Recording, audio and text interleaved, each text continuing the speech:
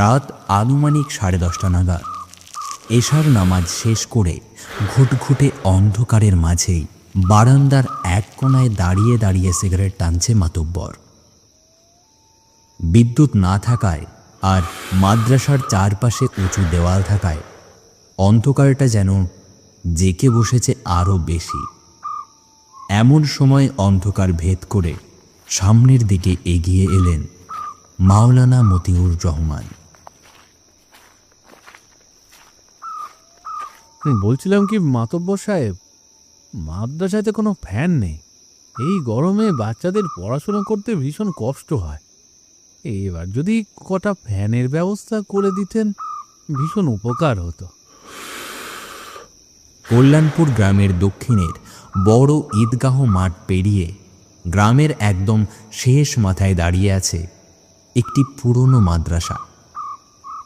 মাদ্রাসাটি মূলত কল্যাণপুর গ্রামের প্রভাবশালী মাতব্বর মোজাম্মেল হকের দাদা প্রায় 30 বছর আগে 30 শতক জমির ওপর নির্মাণ করেছিলেন।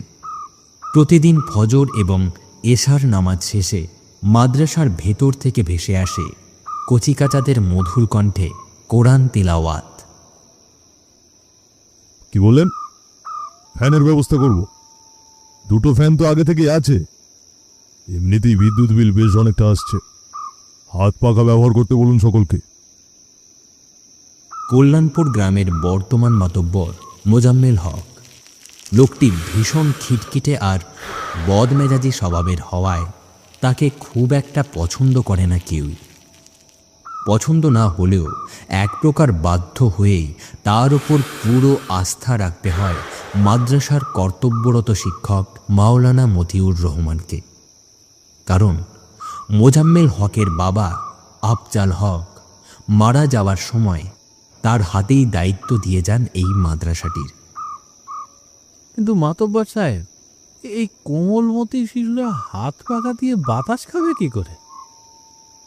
মতিউর রহমানের কথায় বিরক্তি আর রাগ চেপে রাখতে না পেরে ঠোঁটের কোণে থাকা সিগারেটটা এক ঝটকায় বারান্দার মেঝেতে ছুঁড়ে ফেলে বেরিয়ে গেলেন মাদ্রাসা থেকে।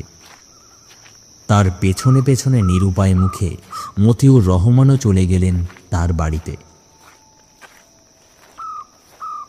কিন্তু ভাগ্যের নির্মম খেলায় সিগারেটটি গড়িয়ে গিয়ে থেমে গেল বারান্দার ঝুলে থাকা শুকনো কাপড়ের নিচে। ফ্যান লাগে চাইলো আর পেয়ে গেল। গ্রামের মানুষ 2 টাকার বেশি দান করতে সাহস পায় না।